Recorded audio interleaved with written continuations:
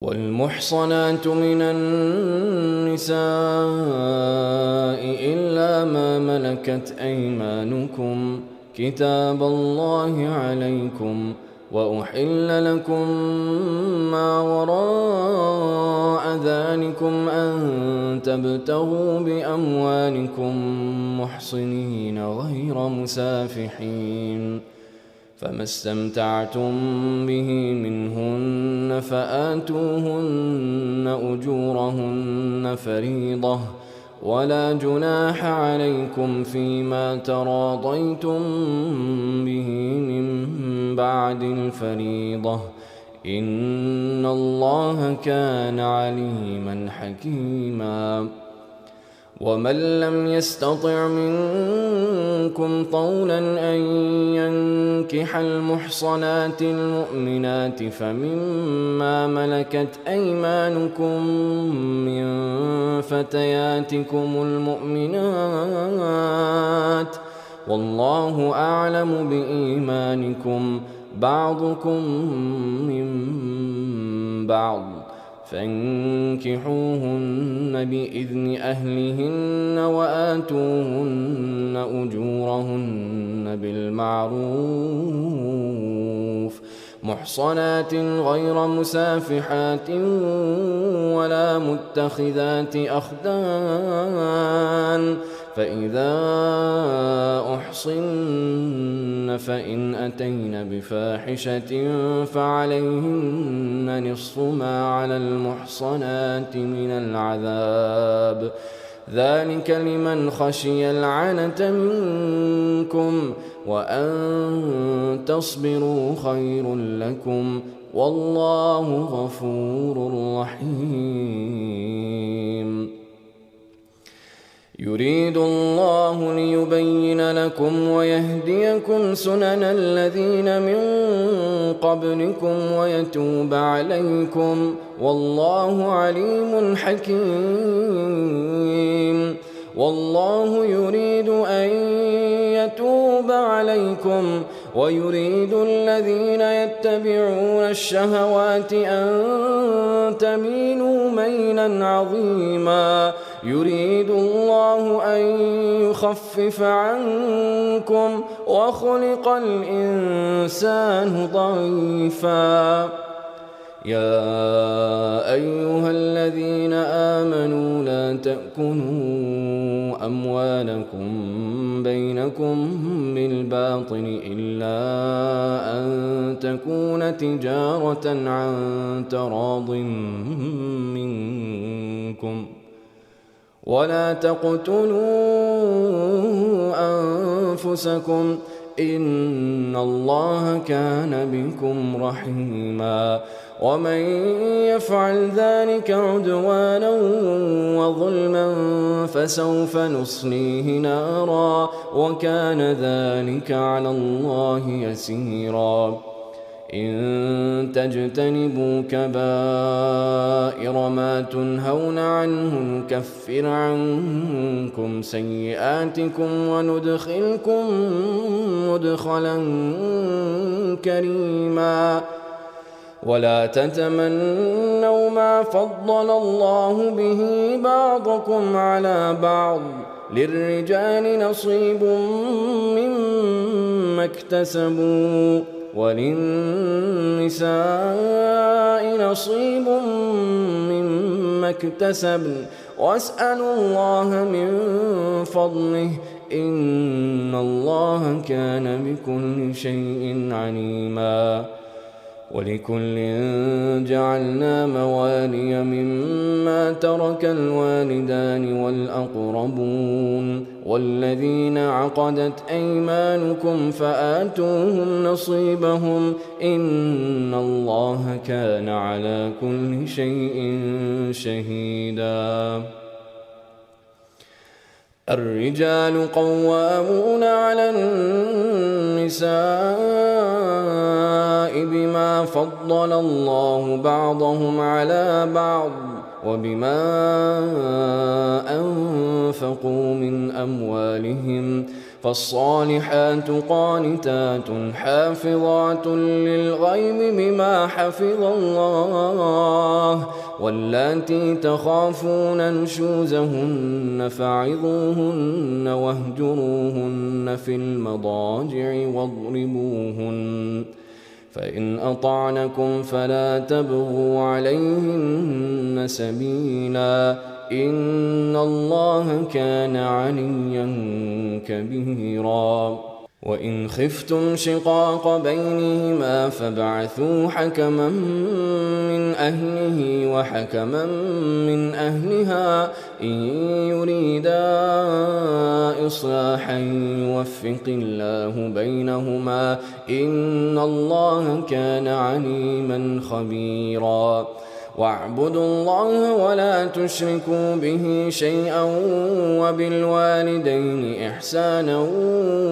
وبذي القربى واليتامى والمساكين والجار ذي القربى والجار الجنب والصاحب بالجنب وابن السبيل وما ملكت أيمانكم إن الله لا يحب من كان مختالا فخورا الذين يبخلون ويأمرون الناس بالبخل ويكتمون ما آتاهم الله من فضله وأعتدنا للكافرين عذابا مهينا والذين ينفقون أموالهم رئاء الناس ولا يؤمنون بالله ولا باليوم الآخر ومن يكن الشيطان له قرينا فساء قرينا وماذا عليهم لو آمنوا بالله واليوم الآخر وأنفقوا مما رزقهم الله وكان الله بهم عليما إن الله لا يظلم مثقال ذرة وإن تك حسنة يضاعفها ويؤت من لدنه أجرا عظيما فكيف إذا جئنا من كل أمة بشهيد وجئنا بك على هؤلاء شهيدا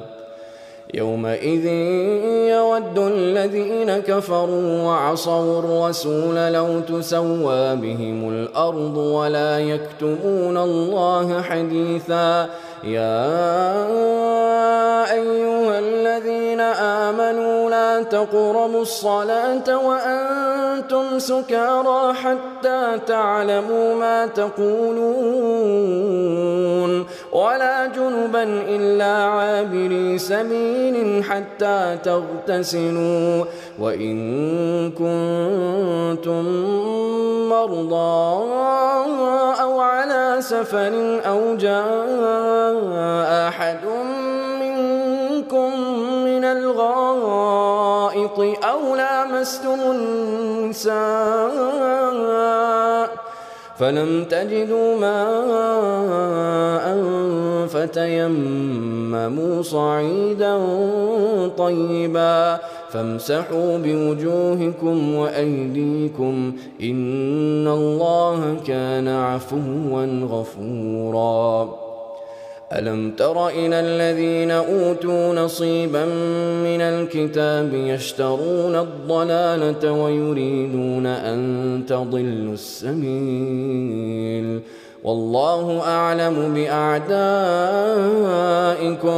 وكفى بالله وليا وكفى بالله نصيرا من الذين هادوا يحرفون الكلم عن مواضعه ويقولون سمعنا وعصينا واسمع غير مسمع وراعنا ليا بألسنتهم وطعنا في الدين ولو أنهم قالوا سمعنا وأطعنا واسمع وانظرنا لكان خيرا لهم ولكن لعنهم الله بكفرهم فلا يؤمنون إلا قليلا. يا أيها الذين أوتوا الكتاب آمنوا بما نزلنا مصدقا لما معكم من قبل أن نطمس وجوها فنردها على أدبارها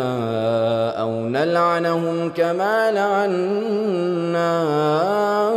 أصحاب السبت وكان أمر الله مفعولا.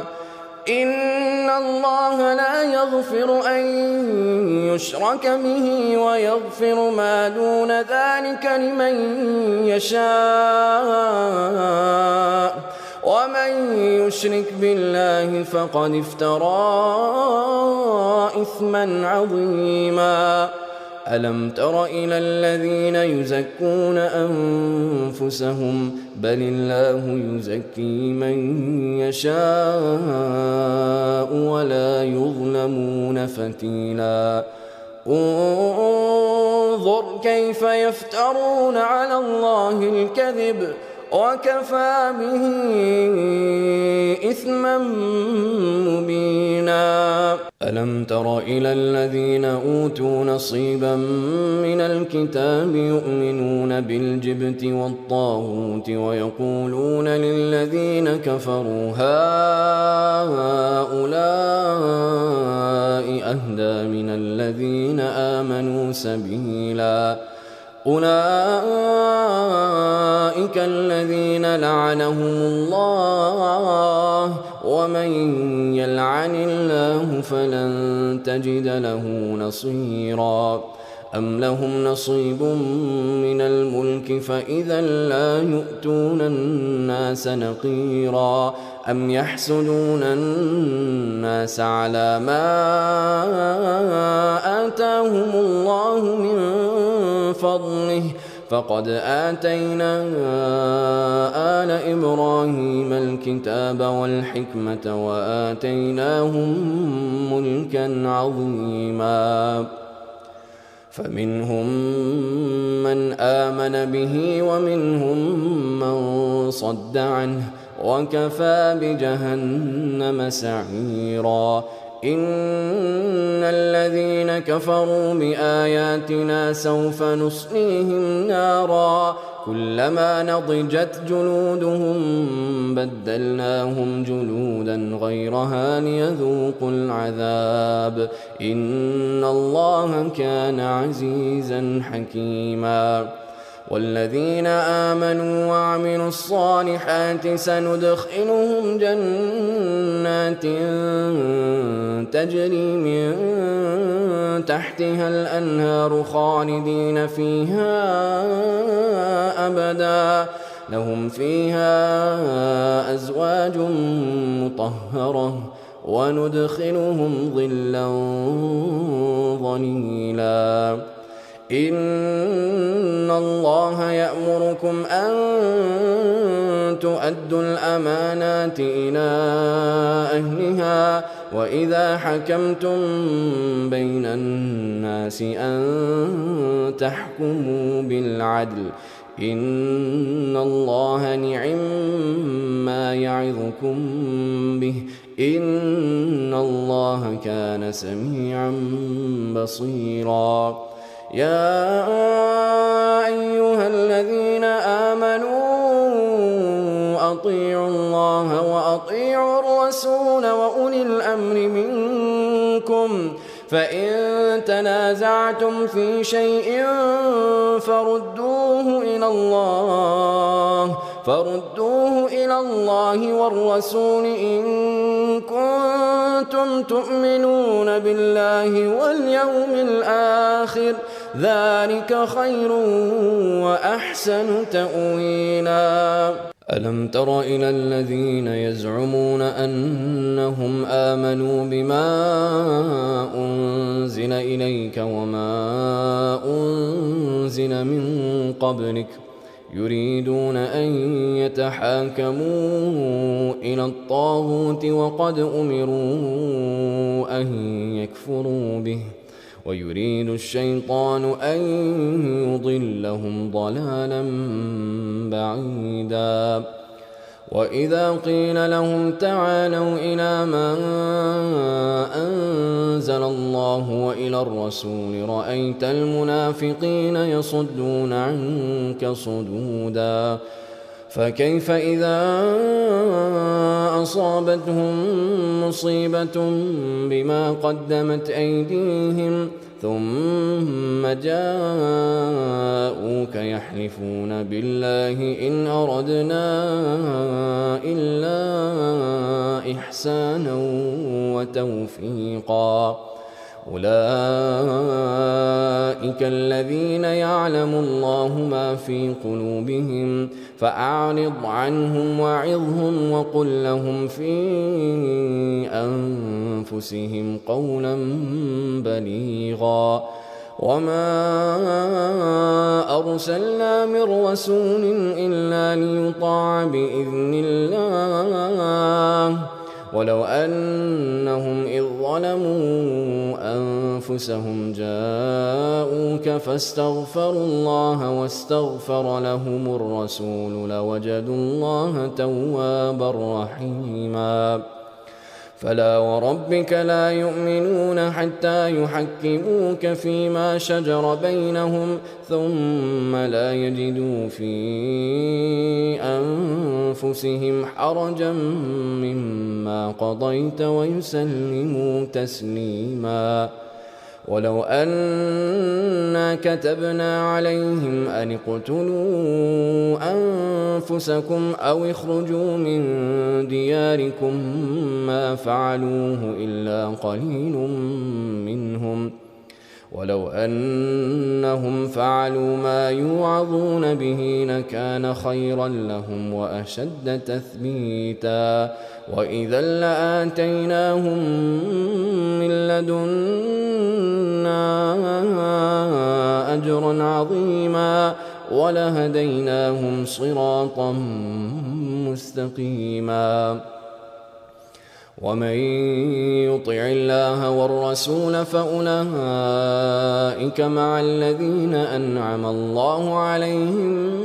من النبيين والصديقين والشهداء والصالحين وحسن أولئك رفيقا. ذلك الفضل من الله وكفى بالله عليما. يا أيها الذين آمنوا خذوا حذركم فانفروا ثبات أو انفروا جميعا وإن منكم لمن ليبطئن فإن أصابتكم مصيبة قال قد أنعم الله علي إذ لم أكن معهم شهيدا. ولئن أصابكم فضل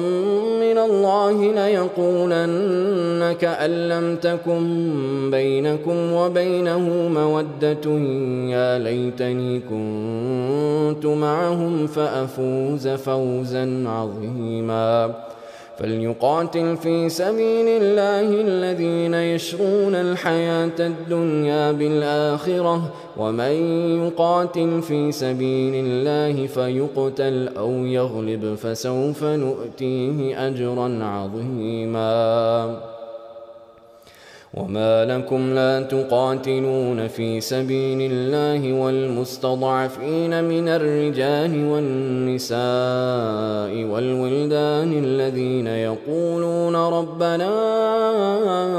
أخرجنا من هذه القرية الظالم أهلها واجعل لنا من لدنك وليا واجعل لنا من لدنك نصيرا. الذين آمنوا يقاتلون في سبيل الله والذين كفروا يقاتلون في سبيل الطاغوت فقاتلوا أولياء الشيطان إن كيد الشيطان كان ضعيفا. ألم تر إلى الذين قيل لهم كفوا أيديكم وأقيموا الصلاة وآتوا الزكاة فلما كتب عليهم القتال إذا فريق منهم يخشون الناس كخشية الله أو أشد خشية وقالوا ربنا لم كتبت علينا القتال لولا أخرتنا إلى أجل قريب قل متاع الدنيا قليل والآخرة خير لمن اتقى ولا تظلمون فتيلا أينما تكونوا يدرككم الموت ولو كنتم في بروج مشيدة وإن تصبهم حسنة يقولوا هذه من عند الله وإن تصبهم سيئة يقولوا هذه من عندك قل كل من عند الله فما لهؤلاء القوم لا يكادون يفقهون حديثا ما أصابك من حسنة فمن الله وما أصابك من سيئة فمن نفسك وأرسلناك للناس رسولا وكفى بالله شهيدا من يطع الرسول فقد أطاع الله ومن تولى فما أرسلناك عليهم حفيظا ويقولون طاعة فإذا برزوا من عندك بيت طائفة منهم غير الذي تقول والله يكتب ما يبيتون فأعرض عنهم وتوكل على الله وكفى بالله وكيلا أفلا يتدبرون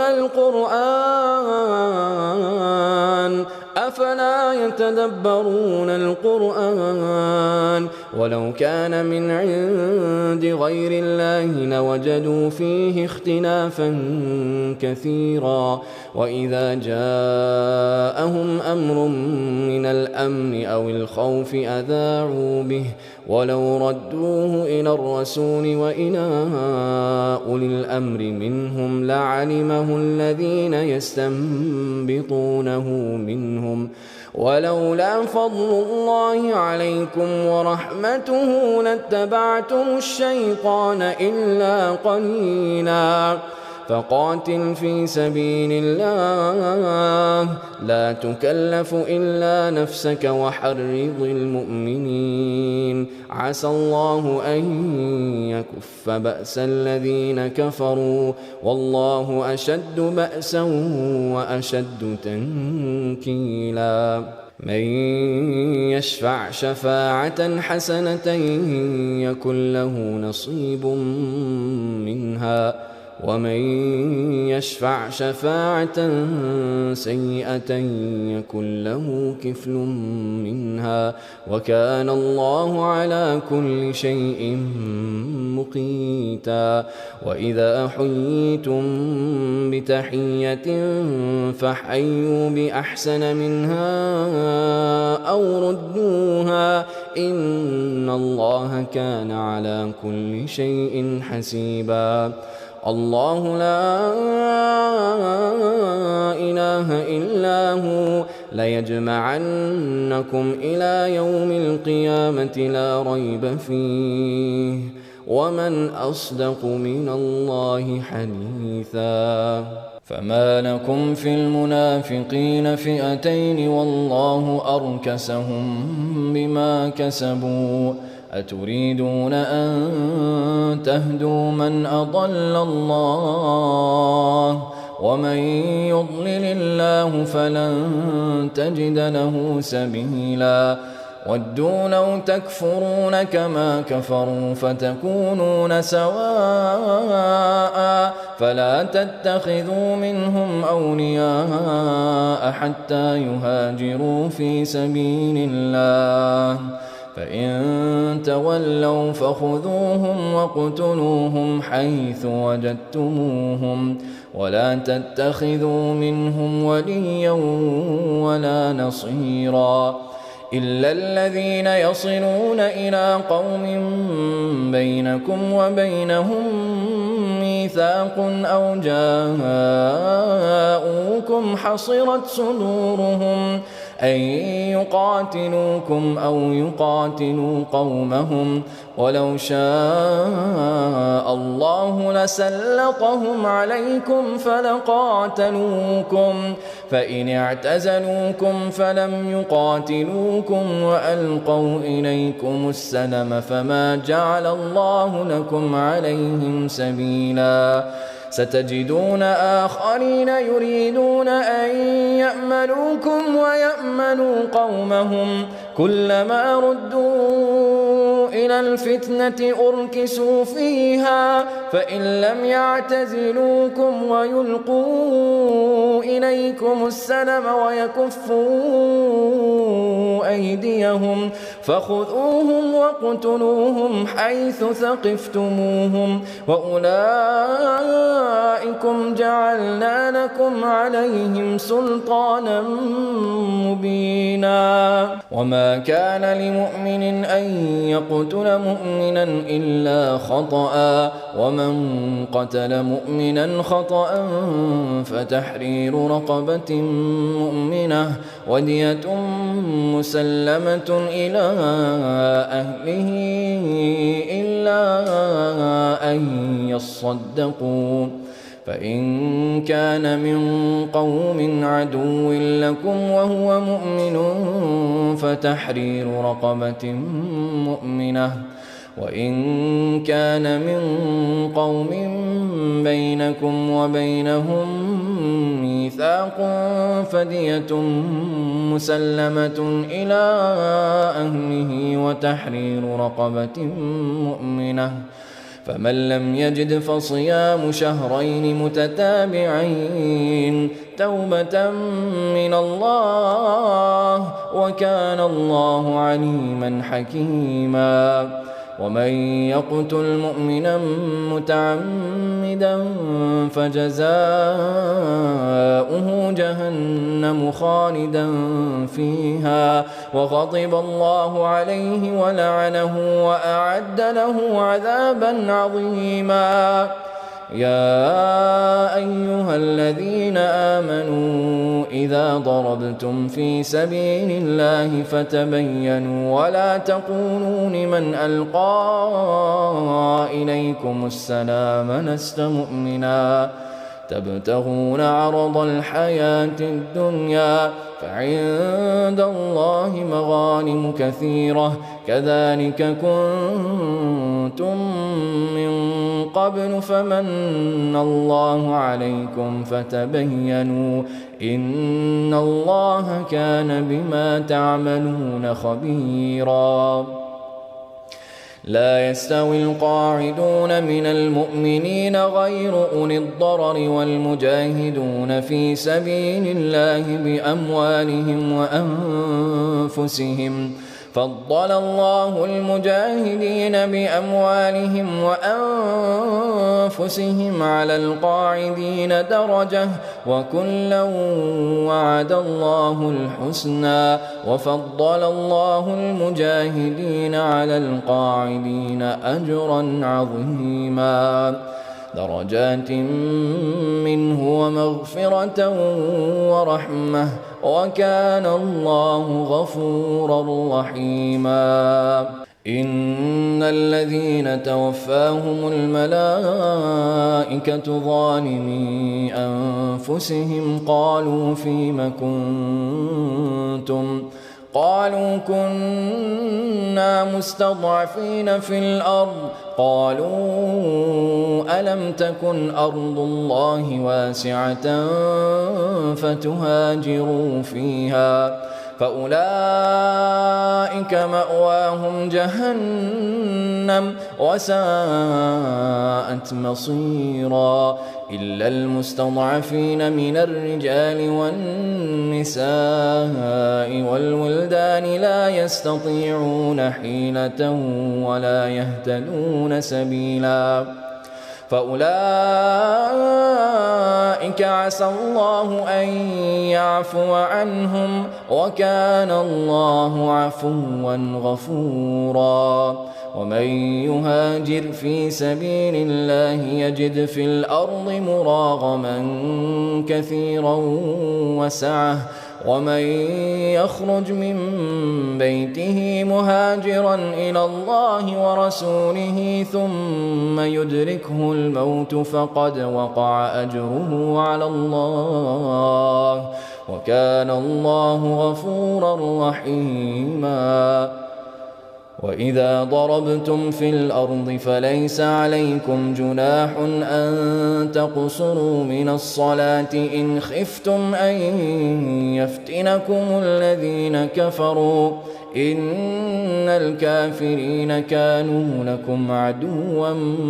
مبينا وإذا كنت فيهم فأقمت لهم الصلاة فلتقم طائفة منهم معك وليأخذوا أسلحتهم فإذا سجدوا فليكونوا من ورائكم ولتأت طائفة أخرى لم يصلوا فليصلوا معك وليأخذوا حذرهم وأسلحتهم ود الذين كفروا لو تغفلون عن أسلحتكم وأمتعتكم فيميلون عليكم ميلة واحدة ولا جناح عليكم إن كان بكم أذى من مطر أو كنتم مرضى أن تضعوا أسلحتكم وخذوا حذركم إن الله أعد للكافرين عذابا مهينا فإذا قضيتم الصلاة فاذكروا الله قياما وقعودا وعلى جنوبكم فإذا اطمأننتم فأقيموا الصلاة إن الصلاة كانت على المؤمنين كتابا موقوتا ولا تهنوا في ابتغاء القوم إن تكونوا تألمون فإنهم يألمون كما تألمون وترجون من الله ما لا يرجون وكان الله عليما حكيما إنا أنزلنا إليك الكتاب بالحق لتحكم بين الناس بما أراك الله ولا تكن للخائنين خصيما واستغفر الله إن الله كان غفورا رحيما ولا تجادل عن الذين يختانون أنفسهم إن الله لا يحب من كان خوانا أثيما يستخفون من الناس ولا يستخفون من الله وهو معهم إذ يبيتون ما لا يرضى من القول وكان الله بما يعملون محيطا ها أنتم هؤلاء جادلتم عنهم في الحياة الدنيا فمن يجادل الله عنهم يوم القيامة أم من يكون عليهم وكيلا ومن يعمل سوءا أو يظلم نفسه ثم ثم يستغفر الله يجد الله غفورا رحيما ومن يكسب إثما فإنما يكسبه على نفسه وكان الله عليما حكيما ومن يكسب خطيئة أو إثما ثم يرم به بريئا فقد احتمل بهتانا وإثما مبينا ولولا فضل الله عليك ورحمته لهمت طائفة منهم أن يضلوك وما يضلون إلا أنفسهم وما يضرونك من شيء وأنزل الله عليك الكتاب والحكمة وعلمك ما لم تكن تعلم وكان فضل الله عليك عظيما لا خير في كثير من نجواهم إلا من أمر بصدقة أو معروف أو إصلاح بين الناس ومن يفعل ذلك ابتغاء مرضات الله فسوف نؤتيه أجرا عظيما ومن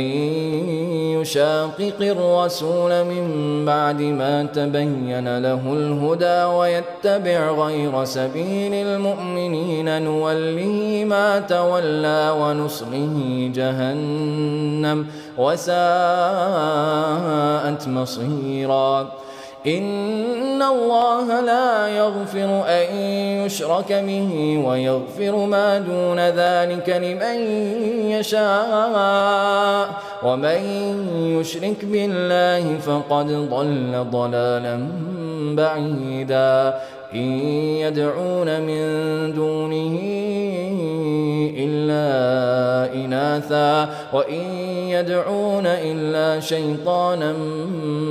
مريدا لعنه الله وقال لأتخذن من عبادك نصيبا مفروضا ولأضلنهم ولأمنينهم ولآمرنهم فليبتكن آذان الأنعام ولآمرنهم فليغيرن خلق الله ومن يتخذ الشيطان وليا من دون الله فقد خسر خسرانا مبينا يعدهم ويمنيهم وما يعدهم الشيطان إلا غرورا أولئك مأواهم جهنم ولا يجدون عنها محيصا والذين آمنوا وعملوا الصالحات سندخلهم جنات تجري من تحتها الأنهار خالدين فيها أبدا وعد الله حقا ومن أصدق من الله قيلا ليس بأمانيكم ولا أماني أهل الكتاب من يعمل سوءا يجز به ولا يجد له من دون الله وليا ولا نصيرا ومن يعمل من الصالحات من ذكر أو أنثى وهو مؤمن فأولئك يدخلون الجنة ولا يظلمون نقيرا ومن أحسن دينا ممن أسلم وجهه لله وهو محسن واتبع ملة إبراهيم حنيفا واتخذ الله إبراهيم خليلا ولله ما في السماوات وما في الأرض وكان الله بكل شيء محيطا ويستفتونك في النساء قل الله يفتيكم فيهن وما يتلى عليكم في الكتاب في يتامى النساء اللاتي لا تؤتونهن ما كتب لهن وترغبون أن تنكحوهن والمستضعفين من الولدان وأن تقوموا لليتامى بالقسط وما تفعلوا من خير فإن الله كان به عليما. وإن امرأة خافت من بعلها نشوزا أو إعراضا فلا جناح عليهما أن يصلحا بينهما صلحا والصلح خير وأحضرت الأنفس الشح وإن تحسنوا وتتقوا فإن الله كان بما تعملون خبيرا. ولن تستطيعوا أن تعدلوا بين النساء ولو حرصتم فلا تميلوا كل الميل فتذروها كالمعلقة وإن تصلحوا وتتقوا فإن الله كان غفورا رحيما. وإن يتفرقا يغني الله كلا من سعته وكان الله واسعا حكيما. ولله ما في السماوات وما في الأرض ولقد وصينا الذين أوتوا الكتاب من قبلكم وإياكم أن اتقوا الله وإن تكفروا فإن لله ما في السماوات وما في الأرض وكان الله غنيا حميدا. ولله ما في السماوات وما في الأرض وكفى بالله وكيلا. إن يشأ يذهبكم أيها الناس ويأت بآخرين وكان الله على ذلك قديرا. من كان يريد ثواب الدنيا فعند الله ثواب الدنيا والآخرة وكان الله سميعا بصيرا. يا أيها الذين آمنوا كونوا قوامين بالقسط شهداء لله ولو على أنفسكم أو الوالدين والأقربين إن يكن غنيا أو فقيرا فالله أولى بهما فلا تتبعوا الهوى أن تعدلوا وإن تلؤوا أو تعرضوا فإن الله كان بما تعملون خبيرا. يا أيها الذين آمنوا بالله ورسوله والكتاب الذي نزل على رسوله والكتاب الذي أنزل من قبل ومن يكفر بالله وملائكته وكتبه ورسله واليوم الآخر فقد ضل ضلالا بعيدا. إن الذين آمنوا ثم كفروا ثم آمنوا ثم كفروا ثم ازدادوا كفرا لم يكن الله ليغفر لهم ولا ليهديهم سبيلا. بشر المنافقين بأن لهم عذابا أليما. الذين يتخذون الكافرين أولياء من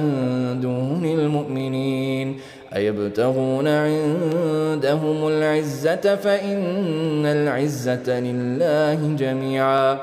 وقد نزل عليكم في الكتاب أن إذا سمعتم آيات الله يكفر بها ويستهزأ بها فلا تقعدوا معهم حتى يخوضوا في حديث غيره إنكم إذا مثلهم إن إن الله جامع المنافقين والكافرين في جهنم جميعا. الذين يتربصون بكم فإن كان لكم فتح من الله قالوا ألم نكن معكم وإن كان للكافرين نصيب قالوا ألم نستحوذ عليكم ونمنعكم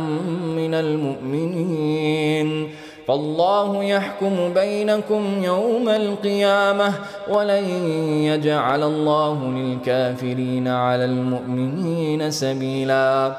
إن المنافقين يخادعون الله وهو خادعهم وإذا قاموا إلى الصلاة قاموا كسالى يراءون الناس ولا يذكرون الله إلا قليلا مذبذبين بين ذلك لا إله هؤلاء ولا إله هؤلاء ومن يضلل الله فلن تجد له سبيلا. يا أيها الذين آمنوا لا تتخذوا الكافرين أولياء من دون المؤمنين أتريدون أن تجعلوا لله عليكم سلطانا مبينا إن المنافقين في الدرك الأسفل من